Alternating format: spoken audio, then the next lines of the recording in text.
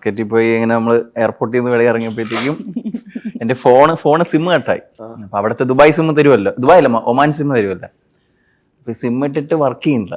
രാവിലെ ലാസ്റ്റ് രണ്ടും കൽപ്പിച്ച് വെളിയിൽ ആളുണ്ടാവും എന്ന് വിചാരിച്ചിട്ട് നേരെ ഒമാൻ എയർപോർട്ടിന്റെ വെളിയിൽ ഇറങ്ങി ഡോർ തുറന്ന് നേരെ വെളിയിൽ ഇറങ്ങണത് മറ്റേ ആടുജീവിതത്തിൽ അവർ നിൽക്കൂലേ, അതേപോലെ കൊറോണ വന്നിട്ട് എന്ന് പറഞ്ഞു. അപ്പൊ ഞാൻ വിചാരിച്ച് പെട്ടെന്ന് എനിക്ക് മനസ്സിലായില്ല, വീണ്ടും എന്ന് പറഞ്ഞു. No no no go go എന്ന് പറഞ്ഞു.